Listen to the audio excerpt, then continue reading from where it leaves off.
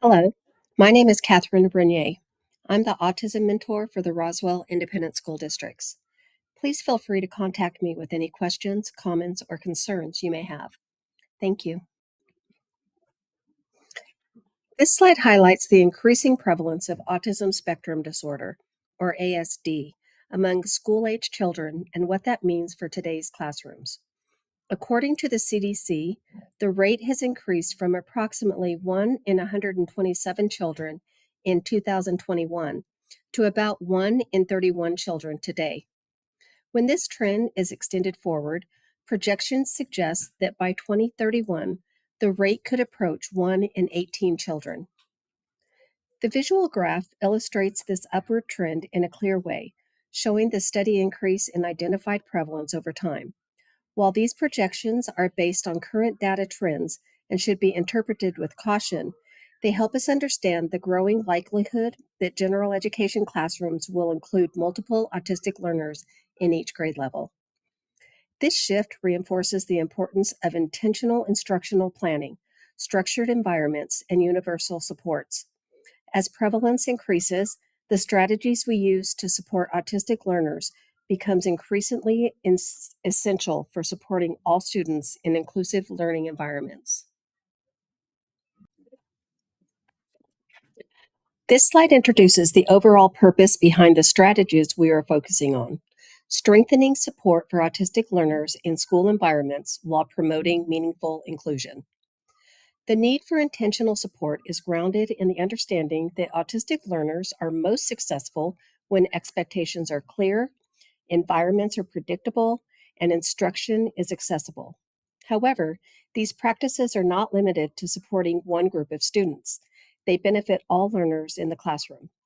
School staff play a key role in proactively designing learning environments where autistic students are not only included, but are active, respected, and engaged members of the classroom community.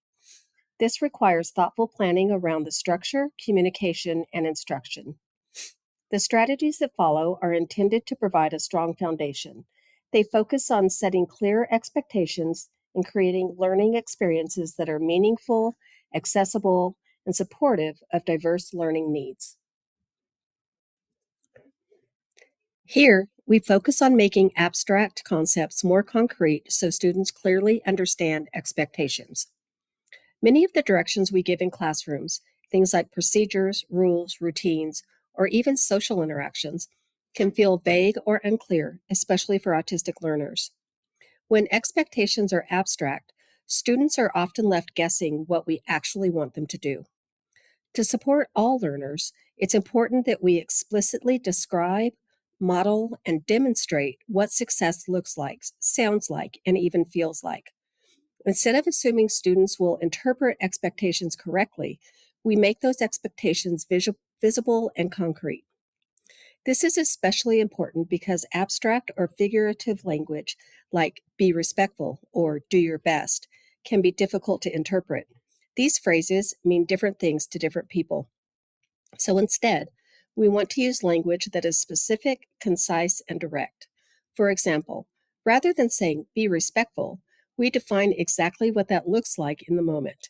We might say, during work time, respect looks like staying in your assigned area, working quietly, and raising your hand to ask for help. This kind of clarity reduces confusion, increases independence, and helps all students meet expectations more successfully, not just autistic learners. On this slide, we'll focus on a simple but powerful shift: making verbal cues visual. Think about how often we give directions throughout the day. Things like where to turn in your work, reminders to keep voices off, how to line up, or what our bodies should look like during instruction. For many students, especially autistic learners, those verbal reminders can be hard to process, remember, or act on in the moment. Instead of relying only on spoken directions, we can turn those frequent cues into visual supports that students can consistently reference. Visuals provide clarity and reduce the need for repeated verbal prompting. They also support independence because students can check the expectation on their own rather than waiting for an adult reminder. These visuals don't have to be complicated. They can include photos of students modeling the behavior, simple drawings, icons, or step by step written guides. The key is that we explicitly teach what each visual means.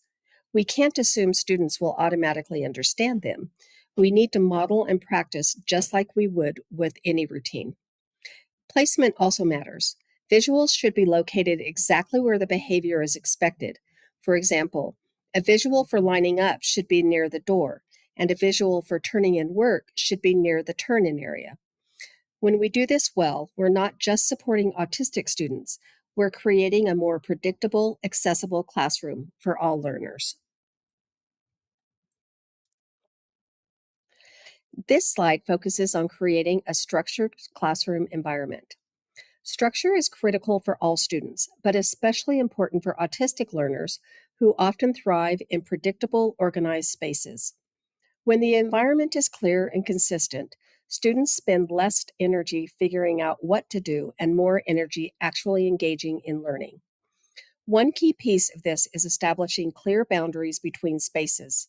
Students should be able to easily identify areas for teacher led instruction, independent work, small groups, and materials. This helps them understand expectations and move more independently throughout the classroom. Organization is another important factor. Materials should have a consistent, clearly labeled place so students know exactly where to find what they need and where to return it. This reduces confusion and builds independence over time. It's also important to be mindful of visual clutter. While it can be tempting to fill the classroom with decorations and resources, too much visual input can be overwhelming and distracting. Try to display only the materials that are actively being used or referenced. A well structured environment doesn't mean a rigid or sterile one. It means a thoughtful, predictable space where students feel confident navigating and understanding what's expected of them. Here, we will emphasize the importance of maintaining predictable, consistent schedules.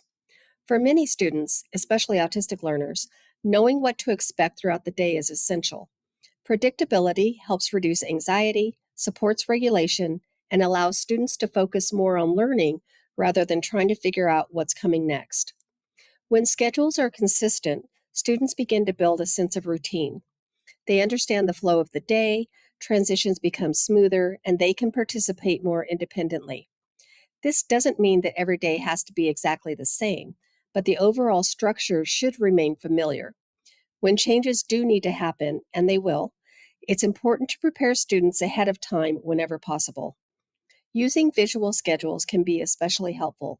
These give students a clear, concrete way to see what's coming next and refer back to it throughout the day.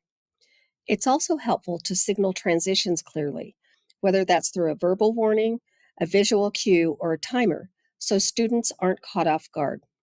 Ultimately, consistency builds trust. When students feel secure in the structure of their day, they're more likely to stay engaged, regulated, and ready to learn.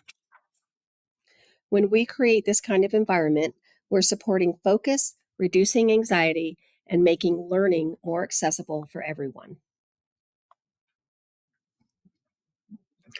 This slide builds on the idea of predictability by focusing specifically on establishing consistent routines. Routines are the repeated patterns that structure a student's day. Things like arrival, dismissal, transitions between activities, and behavioral expectations. When these routines are clearly established and consistently followed, students know what to do without needing constant direction. For autistic learners in particular, this consistency creates a sense of safety and stability. It reduces uncertainty and helps them understand how to successfully participate in each part of the day. It's important that routines are not only consistent, but also explicitly taught. We want to model, practice, and reinforce these routines just like we would any academic skill. Another key point is that predictability actually helps students become more flexible over time. When most parts of the day are stable and familiar, students are better able to handle unexpected changes, like a fire drill, an assembly, or a substitute teacher, because those changes are happening within an otherwise predictable framework.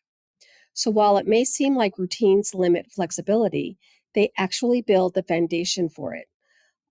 Overall, strong, consistent routines support independence, reduce anxiety, and help all students engage more confidently in the classroom. The last slide highlights the importance of collaboration with caregivers and the broader school team. No one knows a student better than their caregiver, so connecting with them before the school year begins is incredibly valuable. This is an opportunity to learn about the student's strengths, interests, preferences, and any areas of need. That information can help you start the year with supports already in place rather than having to figure things out through trial and error. It's also important to establish a plan for ongoing communication. This might look like regular emails, communication logs, scheduled check ins, or quick updates as needed. The goal is to create a consistent two-way line of communication. When communication stays open, it allows everyone, caregivers, teachers, and support staff, to stay aligned.